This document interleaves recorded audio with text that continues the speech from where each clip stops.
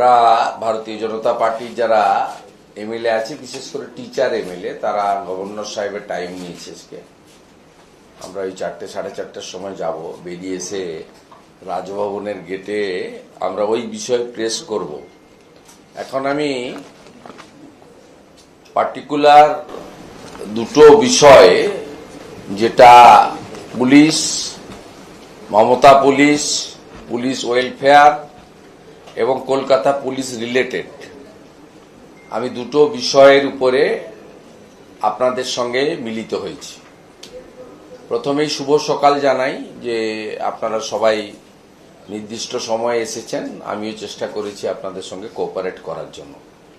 এবং আমাদের দলের যিনি দায়িত্বে আছেন মাননীয় তুষারকান্তি ঘোষ, তিনি আপনাদের গতকাল রাত্রেই জানিয়ে দিয়েছিলেন যে আমি আপনাদের সঙ্গে মিট করব।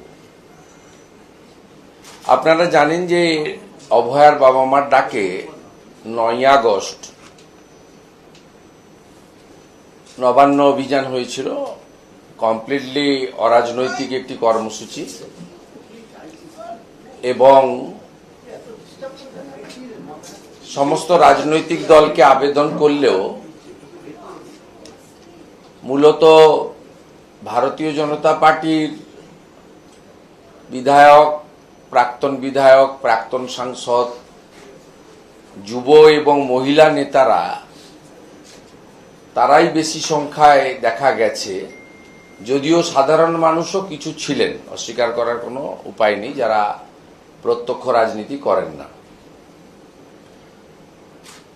এবং সেখানে সাঁতরাগাছি পয়েন্টে তেমন কোনো ঘটনা ঘটেনি, যদিও মিথ্যা মামলা হয়েছে জগাছা থানায়। হাওড়া ময়দানে অল্প বিস্তর হয়েছে, পুলিশ সামান্য জল কামানো ব্যবহার করেছে, সেখানেও মিথ্যা মামলা হয়েছে। রানীগঞ্জ থেকে দুজনকে তুলে আনা হয়েছিল, তারা জামিনও পেয়েছে। পার্ক স্ট্রিটে যা ঘটেছে আপনারা দেখেছেন। কলকাতা হাইকোর্ট হস্তক্ষেপ করেছে, আমাদের প্রমুখ অনেক বিধায়ক নেতা নেত্রীদের প্রাথমিকভাবে কলকাতা হাইকোর্ট রিলিফও দিয়েছে। একাধিক ফলস বানানো মামলা হয়েছে, এখনো 2-3 জন গ্রেপ্তার হয়ে আছেন। ওই দিন অভয়ার মায়ের উপরে, বাবার উপরে অত্যাচার হয়েছে। মায়ের উপরে অত্যাচারটা শারীরিক এবং যথেষ্ট গুরুতর, যা ইতিমধ্যে চর্চিত। হঠাৎ করে তার 2 দিন পরে কলকাতা পুলিশের বা মমতা পুলিশের বা বেঙ্গল পুলিশের কর্মরত অফিসারদের বাড়ির গৃহিণীদের নিয়ে, সহধর্মিণীদের দিয়ে একটি প্রোগ্রাম অর্গানাইজ করা হয়, কিন্তু বাইরে দেখানো হয় যে স্বতঃস্ফূর্তভাবে পুলিশের স্ত্রীরা পুলিশের উপরে ভীষণভাবে খারাপ খারাপ কথা বলা হচ্ছে, প্রধান বিরোধী দল করছে, এবং মূলত আমার উপরে টার্গেট বিরোধী দলনেতার মিছিল থেকে পুলিশকে লক্ষ্য করে জুতো দেখানো হচ্ছে। বিরোধী দলনেতা নিজে পুলিশকে খুব অশালীন কথাবার্তা বলছেন, যদিও আমি পুলিশকে বলিনি। কলকাতার নগরপাল, যিনি একটা কুখ্যাত আইপিএস, অবিভক্ত পশ্চিম মেদিনীপুর জেলায় এসপি থাকার সময় যৌথ বাহিনীকে ব্যবহার করে সুশান্ত ঘোষ, দীপক সরকারদেরকে সাথে নিয়ে গোটা জঙ্গলমহল এলাকায় কি অত্যাচার করেছেন 2009, 10, 11 আগে পর্যন্ত। উনি ওই সময়কালে সিপিএম এর ব্লু আইট বয় ছিলেন এবং এসপি ছিলেন মনোজ বার্মা। আদিবাসী ছেলেগুলোকে মান্ডি, হাঁসদা, সোরেন, মুর্মু, মাঝি, সিং, টুডু এবং মাহাতোদের, কুর্মী মাহাতোদের, তাদের সকলকেই জনসাধারণের কমিটি এবং মাওবাদী তকমা দিয়ে তুলে এনে মারতেন। উনারও একটা আয়না ঘর ছিল। কলাইকুণ্ডা পুলিশের বিট হাউসে। আমি লালগড়ে, ধরমপুরের, রামগড়ের, বেলাটুকুরির বহু ছেলেকে আমার বাড়িতে রেখেছিলাম মনোজবার মাঠ থেকে আড়াল করে। তো এই কুখ্যাত লোকটি সেদিনকে অভয়ার মায়ের উপরে যে অত্যাচার করিয়েছেন, ওখানে না ছিল জল কামান, আরেকজন মিলাদ খালিদ মিরাজ না কি নাম আছে, তিনি বলছিলেন 350-400 লোক নাকি মিছিলে ছিল। আমি গুনতে জানি না, অঙ্কে হয়তো আমরা কাঁচা। এই ধরনের বায়াসড কথাবার্তা, পলিটিক্যাল কথাবার্তা আপনারা লাগাতার দেখেছেন এবং শুনেছেন। আমি আজকে পর্দা ফাঁস করব এই যে তথাকথিত শান্তনু সিনহা আর বিজিতেশ্বর রাউত যাদের পাঠিয়েছিলেন, শুধু পর্দা ফাঁস করব না, আপনাদের বিরোধী দলনেতা প্রমাণ রেখেই বলে, সময় নিয়ে করে কিন্তু প্রমাণ রেখেই বলে।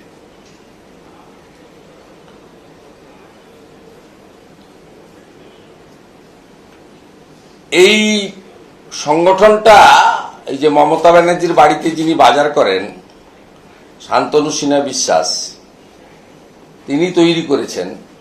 নামটা হচ্ছে পশ্চিমবঙ্গ পুলিশ আবাসিক মহিলা বৃন্দ, ভবানী ভবন, কলকাতা। কলকাতা পুলিশ এবং West Bengal police welfare committee এটা অর্গানাইজ করেছে। প্রেস ক্লাবে যাওয়ার আগে এদেরকে জড়ো করা হয়েছিল পিটিএস অডিটোরিয়ামে, পুলিশ ট্রেনিং স্কুল অডিটোরিয়ামে।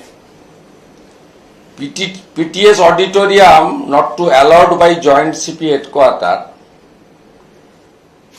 officially allotment 9, no memo, no DO.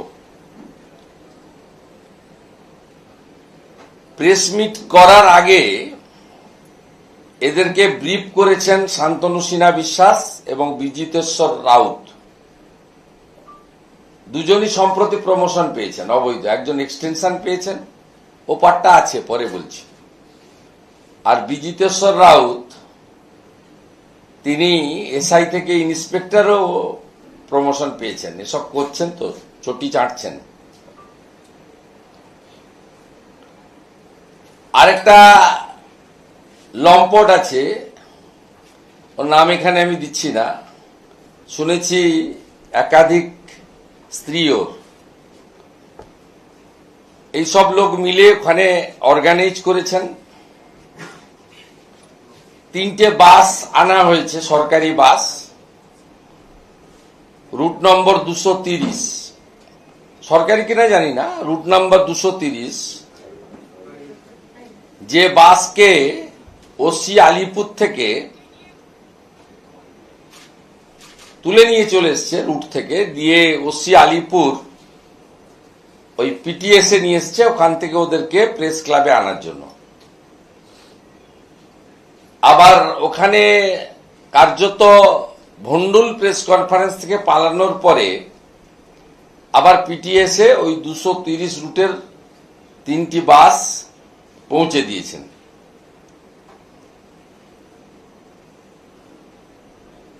এবং একটি পুলিশের গাড়ি ব্যবহৃত হয়েছে, unofficial, issued by MTO PTS, যার নম্বর হচ্ছে WB04G9571।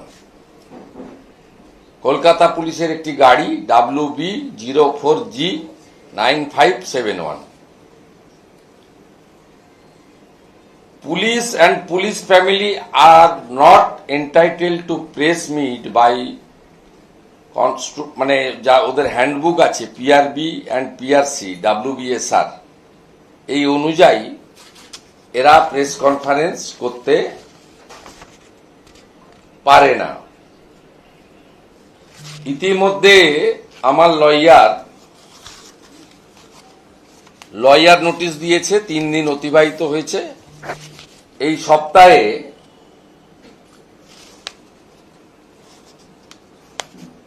সপ্তাহে আমরা মামলা করব, মানহানির মামলা। এবং এই যে যাদের বউরা এসেছিলেন, আতাউর রহমান খানের স্ত্রী সালমা সুলতানা, আতাউর রহমান পোস্টিং আছে বিজিএল এমটিএস ব্রিগেড হেডকোয়ার্টার।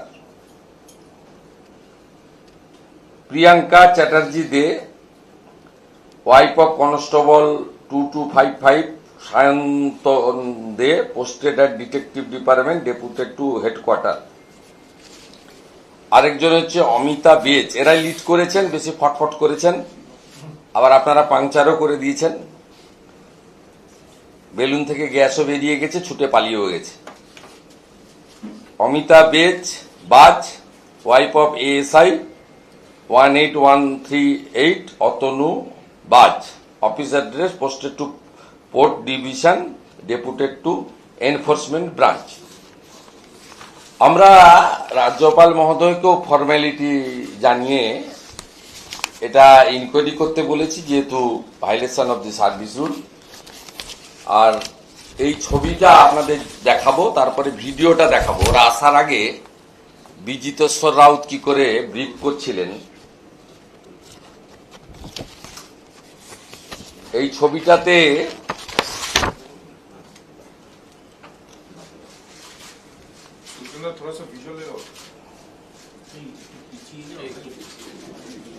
এইদিকেও দেখতে পাবেন, আপনি অন করুন। বিজিতেশ্বর রাউত আর পিছনে ওই শান্তনু সিনহা দাঁড়িয়ে আছে, নাকে হাত না গোপে হাত।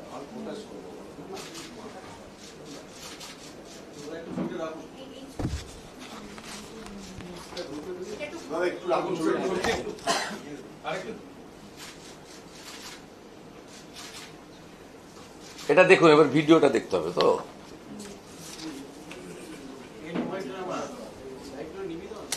সাউন্ড পুরো লাইট নেবেন, সাউন্ড কই?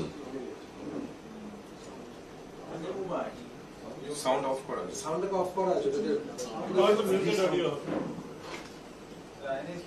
ওকে দাও, ওকে দাও, যে চালাচ্ছে।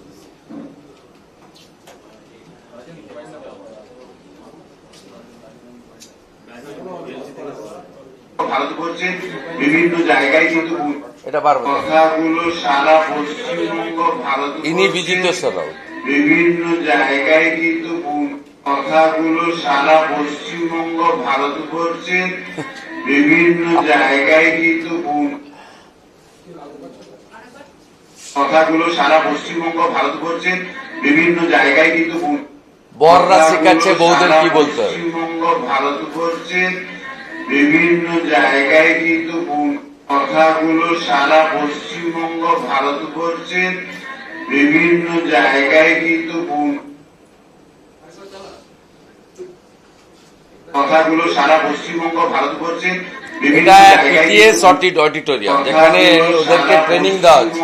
ভারতবর্ষের বিভিন্ন জায়গায় কিন্তু কথাগুলো সারা পশ্চিমবঙ্গ ভারতবর্ষের বিভিন্ন জায়গায় কিন্তু পৌঁছে গেছে অলরেডি সব জায়গায়।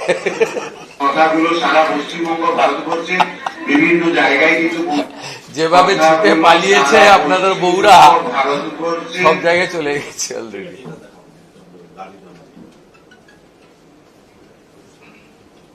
এই গাড়িটা ইউজ করা হয়েছে, কলকাতা পুলিশের গাড়ি।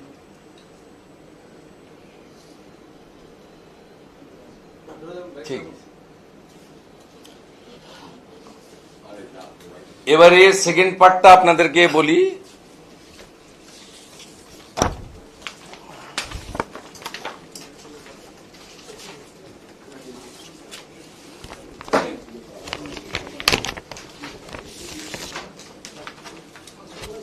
এই যে 21শে জুলাই ডিমভাত উৎসব হয়েছিল, তাতে পুলিশ ওয়েলফেয়ার বোর্ড, একটা সরকারি সংস্থা, কোনো পার্টির নয়, তাদের এই যে টি শার্ট, এই পুলিশ পশ্চিমবঙ্গে নির্বাচন করবে না এই পুলিশ নারী নিরাপত্তা দেবে? 21শে জুলাই দেখুন,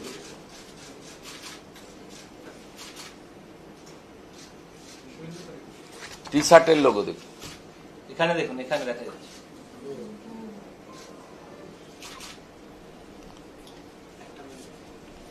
এইটা পরে ডিউটি করছে 21শে জুলাই। এদের বেতন কি তৃণমূল কংগ্রেসের পার্টির ফান্ড থেকে দেওয়া হয়, না আপনার ট্যাক্সের টাকা থেকে দেওয়া হয়? কোন রাজ্যে পাবেন না এইভাবে রাজনীতিকরণ। যেটা ইম্পর্টেন্ট আপনাদেরকে বলি সেটা হচ্ছে এই যার কথা বহু চর্চিত, যাকে নির্বাচন কমিশন ভোট এলেই শুধু সরায় তা নয়, 21-এর নির্বাচনে কোচবিহারে পাঠিয়ে দিয়েছিল, যদি ওখান থেকে যা অপকর্ম করার করেছেন। এই শান্তনু সিনহা বিশ্বাস, একে একটা এক্সটেনশন রাজ্য সরকার দিয়েছেন, 2 বছরের এক্সটেনশন দিয়েছেন। এটা হচ্ছে এক্সটেনশনের অর্ডার, এবং এই অর্ডারটা ইস্যু হয়েছে যেদিন এই অপকর্মটা করেছে সেই দিনই হয়তো, বা তারপরের দিন, 13/8/2025। ওনার রিটায়ারমেন্ট ছিল 30/8/2025, এবং একটু আগে বিজিতেশ্বরের কথা বলেছি, যিনি বলছেন গোটা ভারতবর্ষে, গোটা পশ্চিমবঙ্গে পুলিশের বউদেরকে এমনভাবে করতে হবে যাতে ছড়িয়ে পড়ে। এটা পিটিএস অডিটোরিয়ামের মধ্যে ওদের লোকরাই ছবি তুলে আমাদের পাঠাচ্ছে, মানে ওখানে আমাদের ঢোকার কোনো স্কোপ নেই, আপনাদেরও ঢোকার স্কোপ নেই। 8টা নিউ পোস্ট ক্রিয়েট করা হয়েছে শুধু শান্তনু সিনহা বিশ্বাসকে ডিসি করবে বলে। আপনি ভাবতে পারেন এই 14 বছর, 14.5 বছর 4 মাস এই পুলিশ মন্ত্রী ব্রিটিশের আমল থেকে যে কলকাতা পুলিশ, যাকে লন্ডনের পুলিশের সঙ্গে তুলনা করা হতো, নগরপালের বিশেষ বিশেষ তার পদের মর্যাদা ছিল, এইরকম একটা টেন্টেড লোককে, যাকে 5 বার ইডি ডেকেছে শান্তনু সিনহা বিশ্বাস, এখনো ডাকছে। এনআরআই কোটাতে যে স্ক্যাম হয়েছে, ফলস এনআরআই কোটাতে যে মেডিকেল অ্যাডমিশন বিভিন্ন মেডিকেল কলেজে, তার মধ্যে শান্তনু সিনহা বিশ্বাসের ছেলেও আছে। চেপে চুপে রাখলে তো হবে না, তথ্য তো আমাদের কাছে আছে। এনআরআই কোটাতে ঢুকিয়েছে ছেলেকে, সেগুলো তো ইডি দেখছে, আমি এখানে আর বলবো না, পরে দেখা যাবে। আপাতত বাড়িতে বাজার করেন বলে 30/8 অবসরের আগেই 2 বছরের এক্সটেনশন। 2 বছর থাকতে পারবে না, বিজেপি আসছে 6 মাস পরে। এর জন্য 8টা নতুন পোস্ট ক্রিয়েট করা হয়েছে ডিসি করার জন্য, এবং গত 1.5 বছরে উনি এই চিটিংবাজটা 3 বার প্রমোশন পেয়েছেন, শুধু মুখ্যমন্ত্রী পুলিশ মন্ত্রীর বাড়িতে বাজার করেন সেই সুবাদে। এবং এই 8টা যে নতুন ডিসি ক্রিয়েট করা হয়েছে 11/2/2025 তার তালিকা।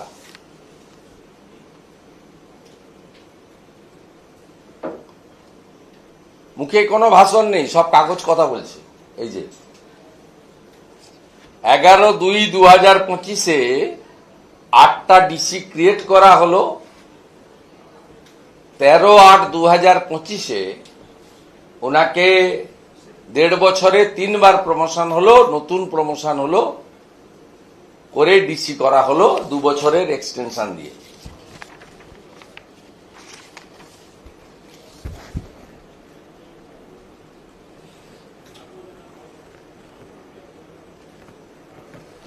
আর 6/3/2025 এটাও দেখুন, এই যে অর্ডার, এই সবই আমরা এক্ষেত্রেও,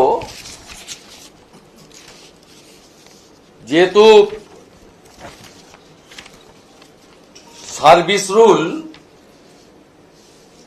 ভায়োলেশন হয়েছে, এবং পশ্চিমবঙ্গে স্বাধীনতার পরে সরকার তৈরি হওয়ার পরে হোম ডিপার্টমেন্ট তৈরি হওয়ার পরে এই ধরনের নজির ডাক্তার বিধানচন্দ্র রায় থেকে শুরু করে বা প্রথম মুখ্যমন্ত্রীর সময় থেকে শুরু করে মমতা ব্যানার্জি আসার আগে পর্যন্ত যে সময়কাল, সেই সময়কালে প্রথম মুখ্যমন্ত্রী বলুন, পরবর্তীকালে বিধানচন্দ্র রায় বলুন, অজয় মুখার্জি বলুন, সিদ্ধার্থ শঙ্কর রায় বলুন, জ্যোতিবাবু বলুন, কোনো নজির নেই এই ধরনের অবৈধ বেআইনি সিদ্ধান্ত গ্রহণ করা। এবং এটা মহামান্য রাজ্যপাল মহোদয়, দেখবেন সব অর্ডারগুলোই হয় রাজ্যপাল মহোদয়ের অনুমোদনে, কিন্তু প্র্যাকটিক্যালি এই ফাইলগুলো রাজভবনেও যায় না, রাজ্যপালের অনুমোদনও লাগে না। রাজ্যপালের নামে অর্ডার বেরোলেও অনেকে কনফিউজড হন, অনেকে বলেন রাজ্যপাল এই বেআইনি কাজে সই করলেন কেন। আপনাদের মাধ্যমে তাদের জ্ঞাতার্থে জানাই এই ধরনের ফাইল রাজভবনে যায় না এবং রাজ্যপাল মহোদয়ের অনুমোদনও লাগে না, কিন্তু সব অর্ডার এই গভর্নর হ্যাজ প্লিজ টু বলে লেখা হয়। এটা একটা প্রথা, কনভেনশন, এটাও ক্লিয়ার করে দিতে চাই। তাই এখানে honourable his excellency governor of West Bengal এর কোনো রোল নেই, কিন্তু যেহেতু সাংবিধানিক প্রধান তাই তাকে আমরা লিখিত কমপ্লেন করেছি। আগামী সপ্তাহে আমরা কোর্টে যাচ্ছি, মানে ওনার আগামী সপ্তাহে নয়, 30/8 অবসর, তার আগে যদি রাজ্য সরকার এই অবৈধ এক্সটেনশন এবং প্রমোশন প্রত্যাহার না করে তাহলে 30/8 পরে আমরা কোর্টে যাব। কোর্টে গেলে এটাও 26,000-এর মতো 32,000-এর মতো, এটাও আরেকটা নজির হিসেবে তৈরি হবে। যেহেতু বেআইনি কাজ করেছে, আমরা আশা করি কোর্ট বেআইনি কাজে হস্তক্ষেপ করবে, কিন্তু আমরা কোর্টে যাব। কোর্টে যাওয়ার জন্যই আমরা রাজ্যপাল মহোদয়কে লিখিত জানিয়েছি।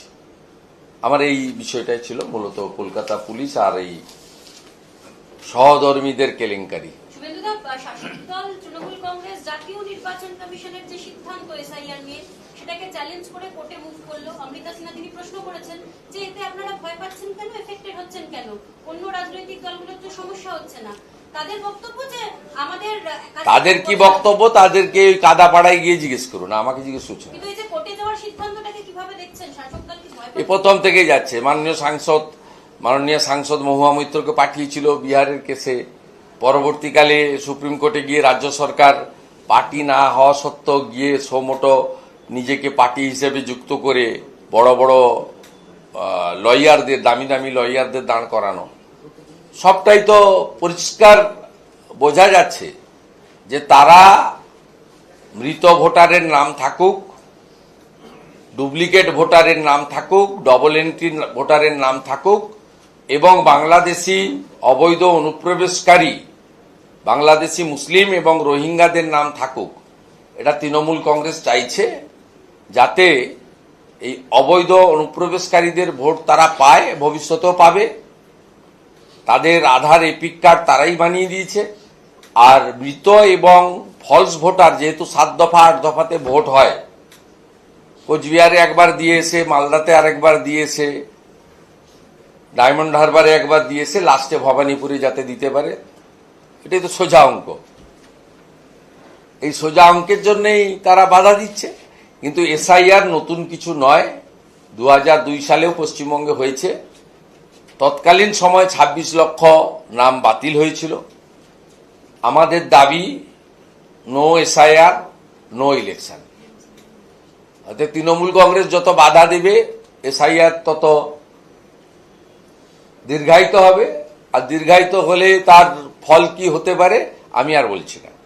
টকশোতে বিশ্লেষকরা ইতিমধ্যেই বলছেন যে এই সরকার 4 মে 2026 পর্যন্ত টেনিওর, 2021-এর 5 মে নতুন সরকার দায়িত্ব নিয়েছিলেন 4 তারিখের মধ্যে মে মাসের আগামী বছর নির্বাচিত সরকার তৈরি করতে হবে, না হলে বিকেল 5টার পরে কি হয় আপনারা জানেন, সংবিধানে বলা আছে। আর শুভেন্দুবাবু, সিবিআই মামলাতেও এবার পার্থ চট্টোপাধ্যায়, সুবীরেশ ভট্টাচার্যরা জামিন পেয়েছে, যদিও পার্থবাবুর এখনই জেল মুক্তি হবে না, প্রাথমিক মামলা রয়েছে তার। দেখুন, এই তো প্রসেস, এটা একটা লং প্রসেস, এবং অভিযুক্তরা যদি জেলে থাকাকালীন মামলার নিষ্পত্তি না হয় তাহলে যতদিন পানিশমেন্ট, এক্ষেত্রে পানিশমেন্ট হচ্ছে 6 বছরের, এই যে দুর্নীতির যে সেকশন আছে তাতে 1/3 বেশি জেলে থাকলে যদি মামলা নিষ্পত্তি না হয় তাহলে স্বাভাবিকভাবে সুপ্রিম কোর্টে একাধিক উদাহরণ আছে যে তারা একটা ইন্টারিম বেল পায়। সেটা চূড়ান্ত নয়, কারণ এই মামলা চার্জশিটেড হয়েছে, ট্রায়াল হচ্ছে, এই মামলার পানিশমেন্ট হচ্ছে 6 বছরের জেল। পরবর্তী সময় তাদেরটা পূরণ করতে হবে। আর যদি 6 বছরই জেলে থাকেন তাহলে তো 6 বছর খেটেই বেরোবেন। 4 বছর জেলে থাকলে 2 বছর আরো খাটতে হবে, 2 বছর জেলে থাকলে আরো 4 বছর খাটতে হবে। এবং এর সাথে সাথে পিএমএলএ অ্যাক্টে খুব পরিষ্কার আছে, আপনাদেরও নলেজে আছে, আমিও দীর্ঘদিন ধরে ল মেকার, মানে পার্লামেন্টে ছিলাম, অ্যাসেম্বলিতে আছি। পিএমএলএ খুব পরিষ্কার বলা আছে যে তার সমস্ত সম্পত্তি বাজেয়াপ্ত হবে, অকশন হবে, এবং তার ব্যাংক অ্যাকাউন্ট ফ্রিজ থাকবে। এই প্রসেসে জ্যোতিপ্রিয় মল্লিক বাইরে থাকলেও তিনি এই প্রসেসের মধ্যে আছেন, অনুব্রত মণ্ডল বাইরে থাকলেও এই প্রসেসের মধ্যে আছেন। বাকিটা উচ্চ আদালত, উচ্চতর আদালত, তারা এই বিষয়ে অনেক বেশি অভিজ্ঞ জাজেরা। ভারতবর্ষের জুডিশিয়ারি করাপশনের ক্ষেত্রে যেমন জিরো টলারেন্স নিয়ে চলেন, আইনের ক্ষেত্রেও তারা যথেষ্ট বিজ্ঞ এবং প্রাজ্ঞ, তারা তাদের সিদ্ধান্ত জানাবেন। যারা তদন্তকারী সংস্থা তারা আইনগতভাবে লড়াই করবেন। মধ্যমগ্রাম স্টেশনের বাইরে আইইডি বোম ব্লাস্ট হয়েছে, একজন ব্যক্তির বাজারের ব্যাগে বোম ছিল, এনআইএর অফিসাররা অলরেডি রওনা দিয়েছেন, তারা আসছেন। মধ্যমগ্রামের মতো স্টেশনের জায়গা এবং আইইডি বোমা। হ্যাঁ, বর্ডার খোলা থাকলে তাই হবে। তো জাভেদ মুন্সিকে যদি কাশ্মীরের এসটিএফ ধরে ক্যানিং থেকে, আর যদি বারুইপুর পুলিশ ডিস্ট্রিক্টের পুলিশ বা রাজীব কুমারের পুলিশ যদি ঘুমায়, তা সেদিনই 1 বছর আগে যখন জাভেদ মুন্সি ধরা পড়ে 8 মাস আগে, সে তো এমন ধরনের বোমা বানাতে পারে কাশ্মীরের ওয়ান্টেড, যে 2 কিলোমিটার দূর থেকে কাউকে তুলে উড়িয়ে দিতে পারে। আমরা এখানে বসে আছি, 2 কিলোমিটার দূর থেকে রেডিও অ্যাক্টিভ করে রিমোটের দ্বারা আমাদের সবাইকে উড়িয়ে দেওয়ার ক্ষমতা রাখে জাভেদ মুন্সি। তাকে কাশ্মীর এসটিএফ এসে ধরে নিয়ে যায়। আনসারুল বাংলার জঙ্গি সাদ শেখ হরিয়ারপাড়ার খাজেরি মাদ্রাসাতে ধরা পড়ে আসাম এসটিএফ এর এসে। এ তো যেখানে সেখানে আপনি পাবেন, এবং যেখানে হাত লাগাবেন, খাগড়াগড়ের মতো কাণ্ড থেকে এরা কোনো শিক্ষাই নেয়নি। বরঞ্চ রাজ্যের মন্ত্রী সিদ্দিকুল্লাহ চৌধুরী খাগড়াগড় কাণ্ডে কেন তল্লাশি হয়েছিল এই প্রশ্ন তুলেছিলেন। অতএব সরকার যদি প্যাট্রোনাইজ করে এই ধরনের জঙ্গি সংগঠনগুলোকে, টেরারিস্ট গ্রুপকে, তার পরিণতি এটাই হয়, তাই হচ্ছে। আমরা কেউ পশ্চিমবঙ্গে সেফ নই। শুধুমাত্র দুর্নীতি তোষণ নয়, জঙ্গিদের একটা নিরাপদ হাব তৈরি হয়েছে এই বাংলা, এবং মূলত কলকাতার আশেপাশের এলাকাগুলো যেখানে বসে আছেন, রাজারহাট, নিউটাউন সহ বিস্তীর্ণ এলাকা ভারত বিরোধী কর্মকাণ্ডের একটা আঁতুড় ঘরে পরিণত হয়েছে। 2টো রাস্তা আমি বারে বারে বলি, যে গোসাবার ঘাট থেকে সুন্দরবন, সেই ঘাট থেকে ক্যানিং হয়ে যে রাস্তাটা একটা কামালগাজিতে এসছে আর একটা বাসন্তী এক্সপ্রেস ওই ঘটকপুকুর হয়ে এসছে, এই 2টো রাস্তা দিয়ে বাংলাদেশের যত জেএমবি, জামাত, হেফাজত, রাজাকার, পাকিস্তান স্পন্সর লিঙ্কড টেরারিস্ট ভীষণভাবে যাতায়াত করছে এবং তারা বিভিন্ন ধর্মীয় শিক্ষা প্রতিষ্ঠানগুলিকে ব্যবহার করছে এবং ভোট ব্যাংক এবং মিছিল মিটিংয়ের সংখ্যা বাড়ানোর জন্য শাসক দল তাদেরকে পুলিশি নিরাপত্তা দিয়ে রেখেছে এবং পাড়ায় পাড়ায় সেই বাসন্তীর আপনার গোসাবার ভুয়া জন্ম সার্টিফিকেটের মতো ভুয়া জন্ম সার্টিফিকেট, ভুয়া আধার কার্ড, ভুয়া এপিক কার্ড সবই তাদের তৈরি করে দেওয়া হচ্ছে।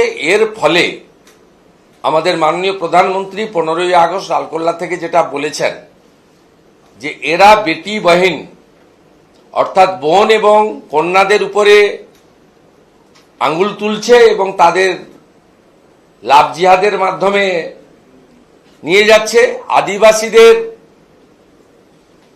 মধ্যে ঢুকে আদিবাসীদের জমি দখল করছে এবং রেশন থেকে শুরু করে আমাদের কাজ, ছোট ছোট কাজ, সেই কাজেরও দখলদারি এই লোকেরা পাচ্ছে, নিচ্ছে।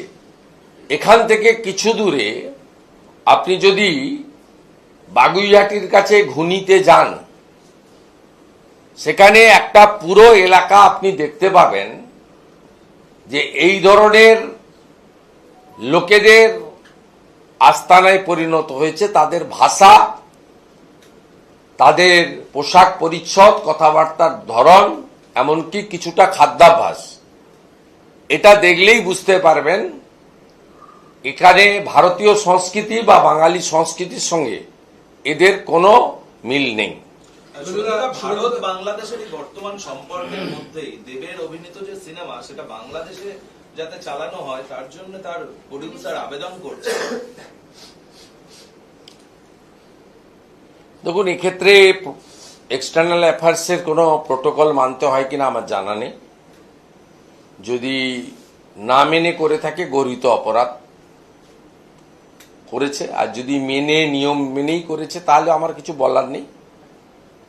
কিন্তু এদের সঙ্গে বাংলাদেশের সম্পর্ক খুবই ভালো। হাসিনা ওয়াজেদ যখন প্রধানমন্ত্রী ছিলেন, সিদ্দিকুল্লাহ চৌধুরী পাসপোর্টের অনুমতি বাংলাদেশ সরকার দেয়নি। কেন দেয়নি তার কারণ আছে। এখন যারা আছে তাদের সঙ্গে এদের সম্পর্ক অত্যন্ত ভালো। কাকদ্বীপ থেকে 34 জন মৎস্যজীবী বাংলাদেশের বাগেরহাট জেলে নিদারুণ কষ্টের মধ্যে আছে। আমাকে টাইম দিয়েও মমতা বন্দ্যোপাধ্যায়ের নির্দেশে বাংলাদেশ ডেপুটি হাই কমিশন ওখানে পৌঁছানোর 1 ঘন্টা আগে অ্যাপয়েন্টমেন্ট ক্যান্সেল করে এবং মোল্লা ইউনুসের নির্দেশে দিল্লিতে থাকা বাংলাদেশ হাই কমিশনার নবান্নতে এসে মিটিং করেছেন এবং আমি দায়িত্ব নিয়ে বলতে পারি সেই মিটিংয়ে বার্তা দেওয়া হয়েছে 26-এর নির্বাচনে তারা প্রত্যক্ষ পরোক্ষভাবে তাদের এই যে লাইক মাইন্ডেড বন্ধু সরকার পশ্চিমবঙ্গে আছে সেটা যাতে থাকে তার শুভেচ্ছা দিয়ে গেছেন। এখনো ক্যানিংয়ের কাকদ্বীপের 34 জন মৎস্যজীবী বাগেরহাট জেলে আছে, যাদের ন্যূনতম খাওয়ার তো দূরে কথা, কাপড়টুকু পর্যন্ত দেওয়া হয়নি। সবাই হিন্দু মৎস্যজীবী। অতএব এই পরিবর্তনগুলো আমরা দেখতে পাচ্ছি। আগের নির্বাচিত সরকার শেখ হাসিনার সরকারের সাথে বর্তমান ওখানকার তত্ত্বাবধায়ক সরকারের তাদের কলকাতা এবং দিল্লিতে যারা আছেন, বিশেষ করে কলকাতা, আমি দিল্লি নিয়ে বলবো না, আমার ওটা সাবজেক্ট নয়, তাতে তাদের অ্যাটিচিউডটা আমরা তো দেখতে পাচ্ছি। অতএব স্বাভাবিকভাবে তৃণমূলের সাংসদ কাপ অভিনেতা, তৃণমূল ঘনিষ্ঠ অভিনেত্রী, তাদের সিনেমা ওখানে প্রেয়ার হবে, বিদেশ মন্ত্রকের অনুমতি চাইবে না, আর ওরা সেখানে অনুমতি দিয়ে দিবে, ওয়েলকাম করবে। এটা খুব ন্যাচারাল। বন্ধুর সঙ্গে তো বন্ধুত্বই থাকে, শত্রুতা তো থাকে না। শুভেন্দুদা দুটো প্রশ্ন আছে শিক্ষা ব্যবস্থা নিয়ে রাজ্যের। এখন আমি এখন এটা নিয়ে এটা অন্য, এটা আপনি শুনে আপনি যদি মনে করেন উত্তর দেবেন।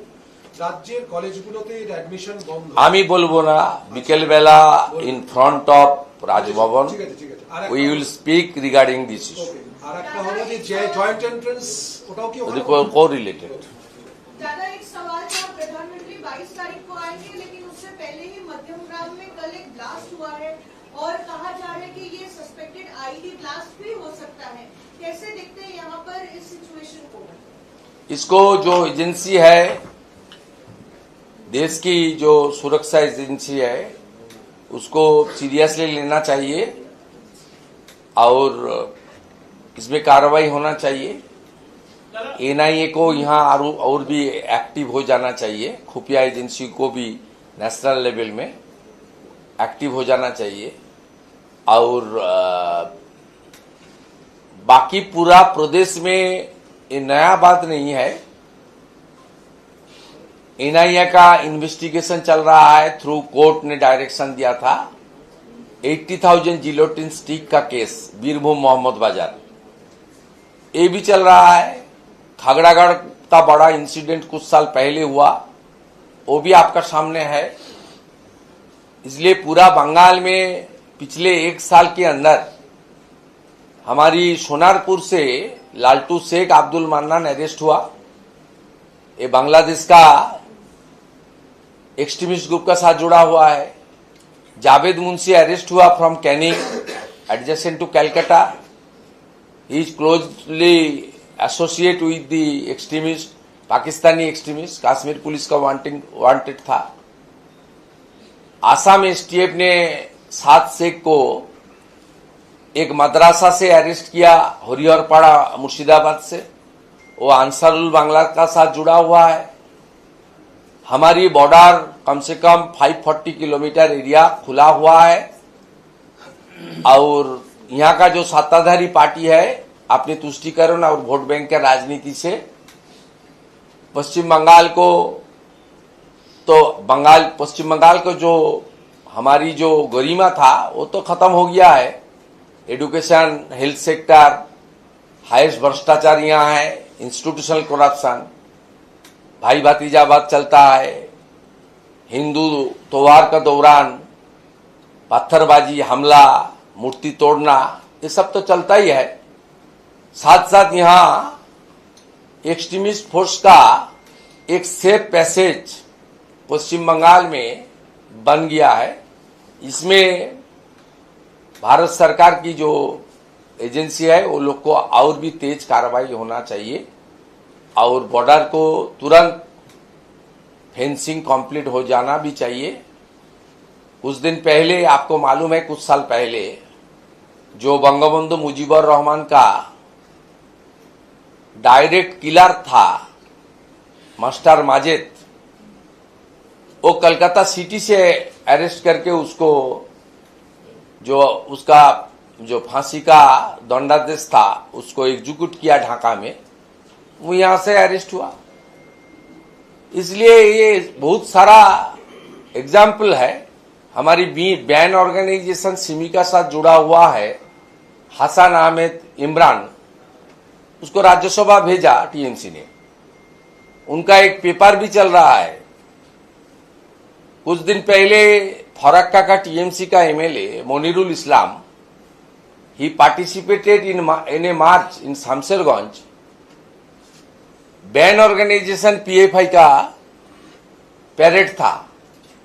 आपको कितना एग्जाम्पल मैं दूं, ये तो बहुत लंबा हो जाएगा। इसलिए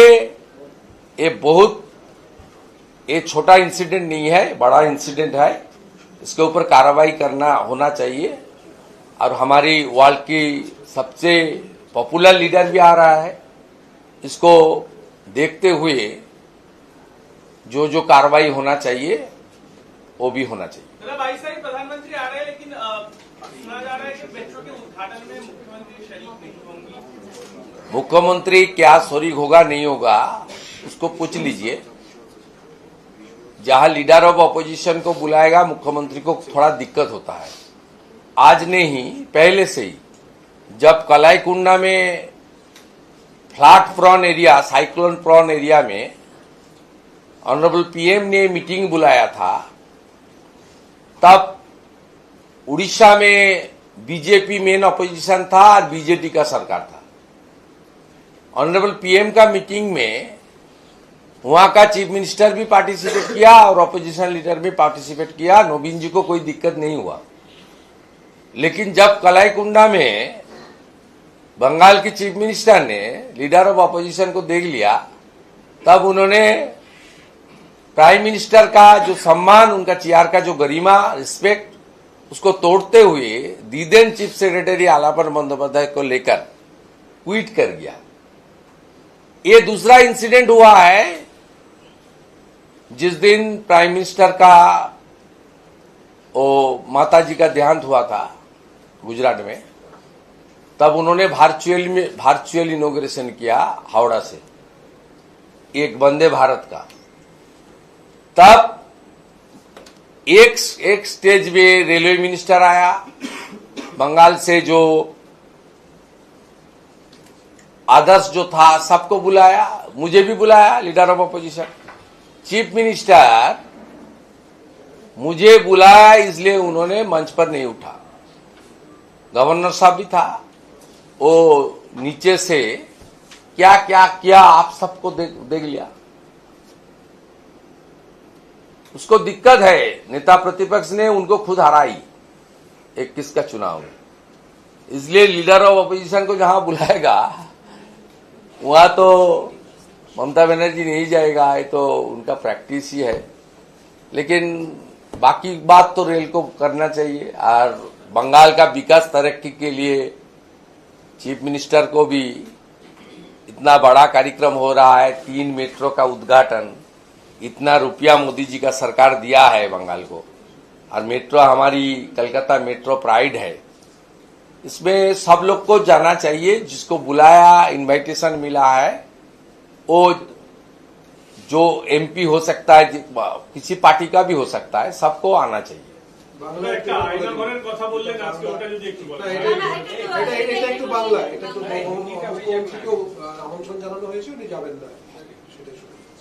যাওয়া উচিত বলে মনে করি, কারণ কলকাতা মেট্রো একটা গর্বের বিষয়।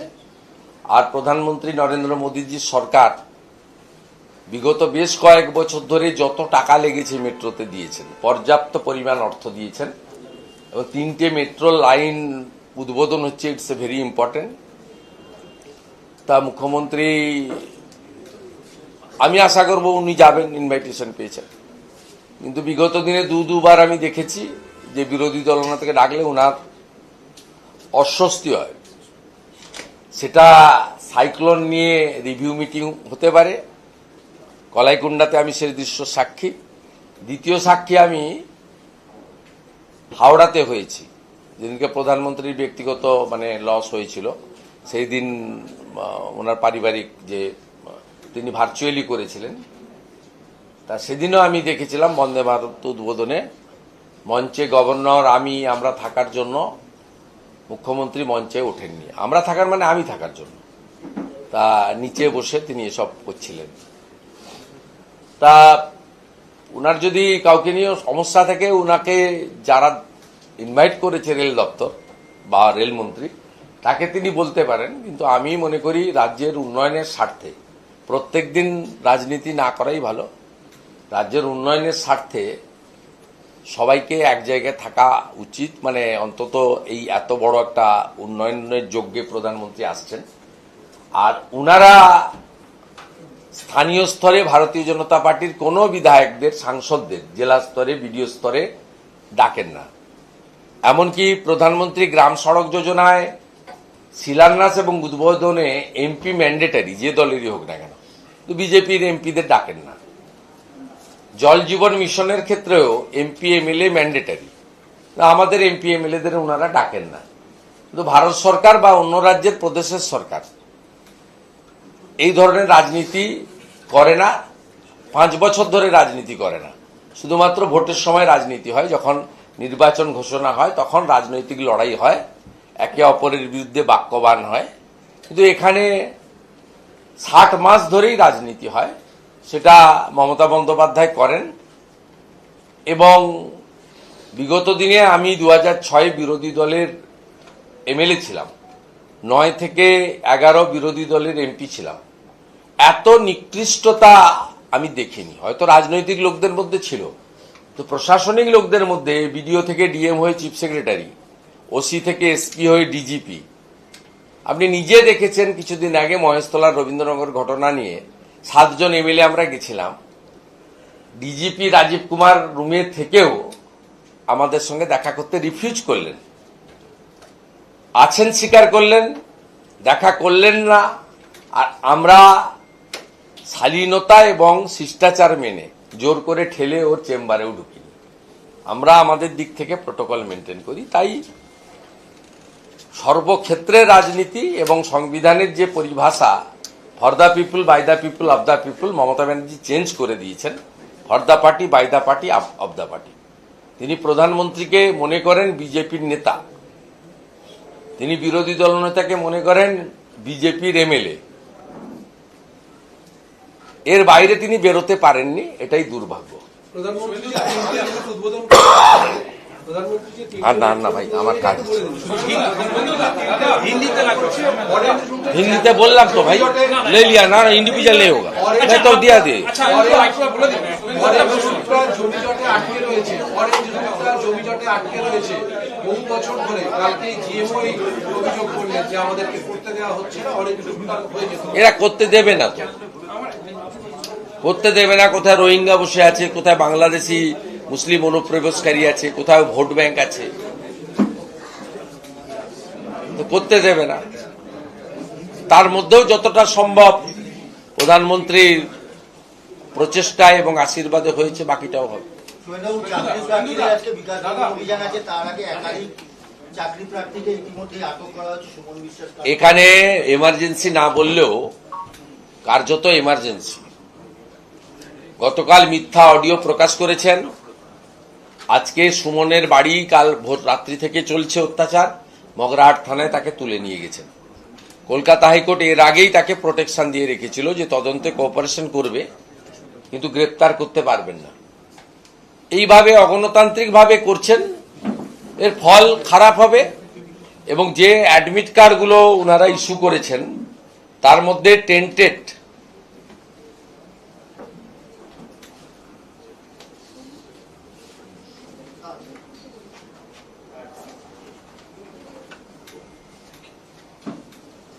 তাদের মধ্যে টেন্টেড লোকেরও অ্যাডমিট কার্ড ইস্যু হয়েছে, আমাদের কাছে আছে। পুলিশের পক্ষ থেকে একটি অডিও দেওয়া হয়েছে, হ্যাঁ, সেটা দেখে বলা হচ্ছে যে ও সব সাজানো। একটা মাতব্বর হয়েছে অনিস নাকে, বড় মাতব্বর পুলিশের হয়েছে, যত সব করে বেড়াচ্ছে। এইসব করতে বলুন, আর 4-5 মাস তারপরে হবে। সব एक सवाल है, ममता बनर्जी प्रधानमंत्री की जो না না, আমি উঠে পড়েছি, বলুন ভাই। হয়ে গেছে 40 মিনিট। भाई क्वेश्चन किया तो सिस्टर, मैं तो बता दिया हिंदी में क्या। 7 दिन का, इसमें ज्ञानेश कुमार ने कहा है कि या तो हलफनामा देना होगा या देश से माफी मांगनी होगी, दूसरा कोई विकल्प नहीं है। देखिए, बीजेपी का नेशनल स्पोक्स पर्सन इसमें बोल दिया व बोलेगा, ये मेरा बात नहीं है। लेकिन मैं कल एक सार्वजनिक पब्लिक मीटिंग में बताया, जिस तरीके से इलेक्शन कमीशन इंडी जोट का, जिसका अंदर टीएमसी भी है, उसका दबाव में नहीं आया। काल पूरा बेंच ने बता दिया हम लोग डरने वाला नहीं है, मत डराओ। और हमारी कांध में बंदूक रखते हुए मतदाता को, उसको मत डराओ, भ्रम मत पैदा करो। तो क्लियर कर दिया है। हर देशवासी इलेक्शन कमीशन का जो बोल्डनेस, काल जो इतना स्ट्रांग प्रेस कॉन्फ्रेंस हुआ, उसको स्वागत करता है। और बंगाल में यही आवाज है, no SIR, no election. SIR होना चाहिए, death voter, double triple entry voter, fake voter, आज जो घुसपैठिया है, खास करके बांग्लादेशी मुसलमान रोहिंगा, इसका नाम डिलीट हो जाना चाहिए। एसआईआर कोई नया नहीं है। 2002 में मैं पार्षद था एक म्यूनिसिपैलिटी का, मुझे मालूम है यहाँ बंगाल में एसआईआर हुआ था, 26 लाख वोटर का नाम डिलीशन हुआ था, डिलीटेड हुआ था। इस बार भी होगा। इलेक्शन कमीशन का क्लियर बता दिया, जो बीएलओ घर घर जा रहा था उसका साथ सब पॉलिटिकल पार्टी का बिहार में रिप्रेजेंटेटिव था, यहां भी रहेगा। डेथ को आप तो अलाइव नहीं बता सकता, जिसका नाम 2-3 असेंबली कॉन्स्टिट्यूंसी में है, उसमें एक ही नाम रहेगा, जिसका कोई एग्जिस्टेंस ही नहीं है। जैसे बाराकपुर में नहीं है, जैसे कुछ भोटार मोयना में नहीं है, जो 4-5 ऑफिसर को एक्शन लिया है, उसमें तो आप लोग देख लिया ना। मैं आज भी ऑनरेबल चीफ इलेक्शन कमिश्नर को बाड़वान का डीएम के खिलाफ एक कंप्लेंट किया। उन्होंने 16 अगस्त खेला हवे दिवस में भतीजा का पिक्चर और टीएमसी का पॉलिटिकल सिंबल का साथ कार्यक्रम में पार्टिसिपेट किया। ये मैडम आयशा रानी वो करेगी वोटर लिस्ट, जो टीएमसी का प्रोग्राम में पार्टिसिपेट कर रहा है। इलेक्शन कमीशन का हर सर्कुलर गाइडलाइन दूसरा प्रदेश में इंप्लीमेंट हो रहा है। इस प्रदेश में इसको चैलेंज कर रहा है इसका रूलिंग पार्टी, और इलेक्शन कमीशन का चैलेंज नहीं, वो कॉन्स्टिट्यूशन का चैलेंज कर रहा है। इसलिए बंगाल में SIR is very essential. We all the Bengali people are waiting for it. दादा, सीबीआई के केस में पार्थ चटर्जी को बेल मिली है, क्या कहेंगे? नहीं, इसमें मैं कोई कुछ नहीं बताऊंगा। इसमें जो एजेंसी है ये भ्रष्टाचारी है, टेंटेड है। उनका गर्लफ्रेंड का घर से सबका सामने 51 करोड़ मिला है, सबको पता है, चार्जशीटेड हुआ है, अपने रिश्तेदार अप्रूवर भी बन गया है, केस चल रहा है। इसको तुरंत उसको ट्रायल खत्म करके कॉन्विक्शन हो जाना चाहिए, और उनका जितना प्रॉपर्टी सीज हुआ ऑक्शन कर देना चाहिए तुरंत। तो जो पीएमएलए के अंदर है, इसको थोड़ा स्पीड में होना चाहिए। बंगाल का लोग ये देखना चाहता है। सीपी राधाकृष्णन होंगे एनडीए के अगले उम्मीदवार राष्ट्रपति के,